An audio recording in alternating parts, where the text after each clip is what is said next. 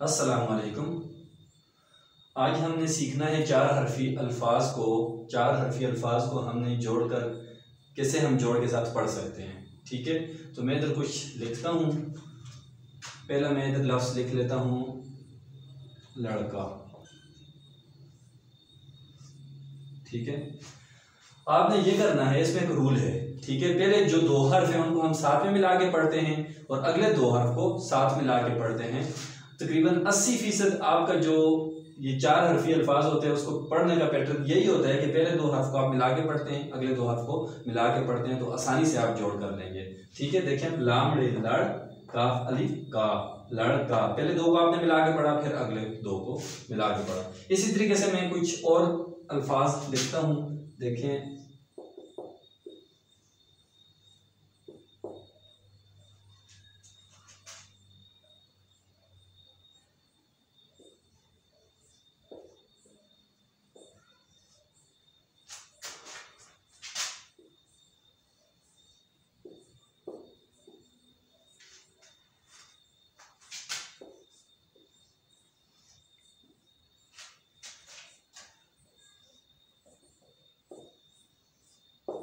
ये कुछ मैंने चार हरफी अल्फाज लिख लिए हैं। ठीक है, अब देखें इसको, पेरे पर चेमीम चम परचम। पहले दो हर्फ को मिला के पढ़ा, अगले दो को, तो पेरे पर चेमीम चम परचम। इसी तरीके से ये देखें, ये चार हरफी हमारे पास आ गया। एक लफ्ज लाम काफ ला रे छोटी है ड़ी लकड़ी।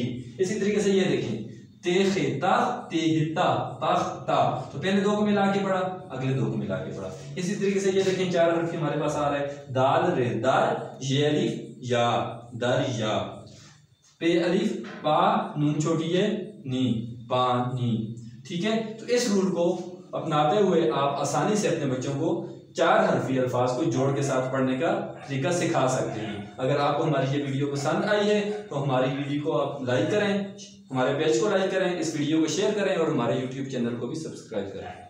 शुक्रिया।